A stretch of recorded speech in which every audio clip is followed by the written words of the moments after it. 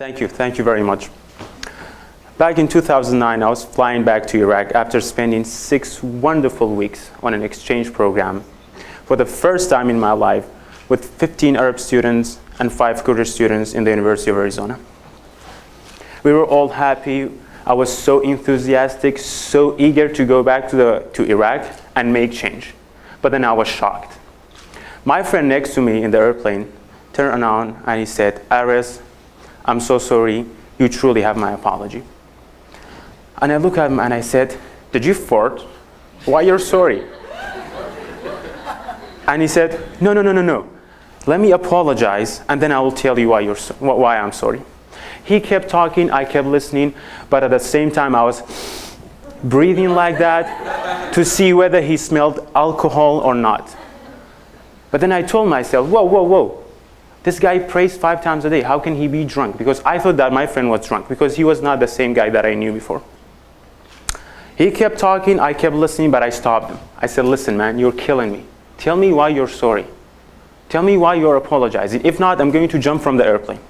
I was just trying to make the situation less serious. It's not because I'm not a serious person, I am. But my friend was not the friend that I knew. He changed. And then he told me why he was sorry. But before telling you why my friend was sorry, let's look at this map for a second. This is a map of Iraq. Up in the north, we have Kurds, and in the south, we have Shi'is and Sunnis, and we also have other minorities like Turkmen, Yazidi, Kildani, and so on. These ethnic groups and these ethnic and religious groups coexisted together to some degree up to 2003. But after that, they were released. And that was one of the major causes behind the civil war in Iraq. In south, you had Sunnis killing Shi'is and the opposite for no reason. And now back to my friend and why my friend was sorry. My friend was sorry because he had all of these prejudice, negative ideas, stereotype about us Kurds in the north. And I was shocked. I was saying, "Why did you hate us before meeting us?" And he goes, "That's what they told me."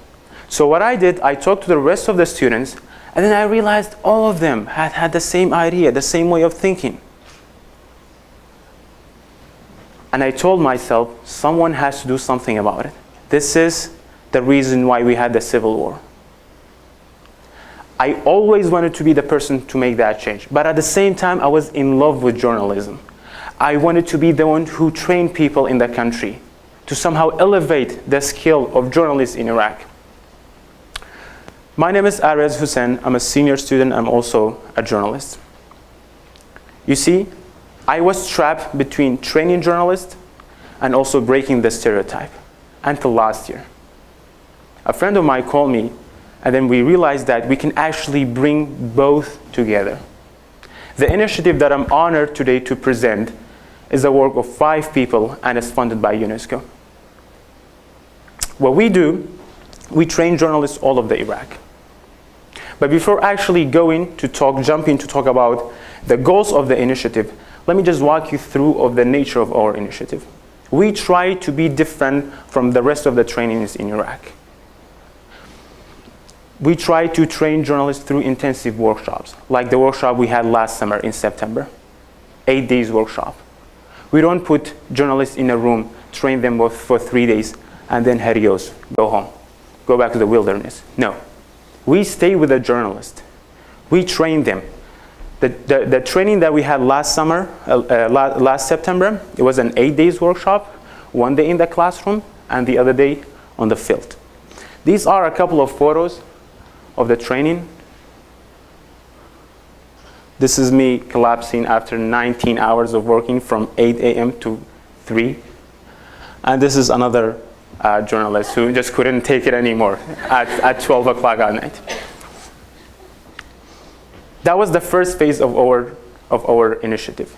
The second phase will be another workshop, 3 days workshop for 10 to 11 journalists and photojournalists to become editors so that they are involved with what we are doing and they feel that they can make change. And after that, we will have a 6-month period to guide the journalists and photojournalists through online training so that we give them a feeling that we are there for them. We are not there to train them for a couple of days, and that's it. Back to the goals of my initiative. Our initiative has 3 goals. First, we train journalists. Second, we focus on culture. And third, we try to break the stereotype among Iraqi people.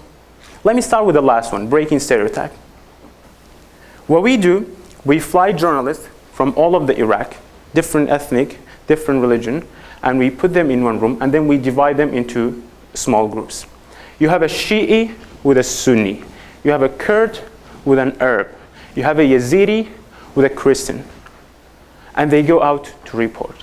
And they will automatically go over their problems and their prejudice. That's the first goal that we're trying to tackle.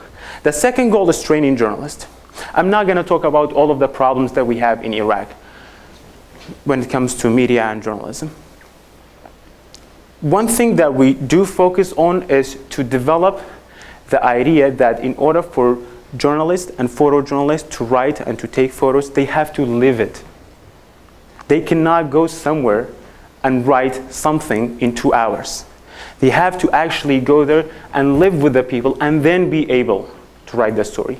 So what we do, we try to increase the engagement between journalists, photojournalists, and people. And third, the last point, focusing on culture. We try to develop the culture beat in Iraq. Culture beat, you have politics beat, you have explosion beat, unfortunately, you have election beat, you have sports beat, you have technology beat, and so on. But you don't have culture beat.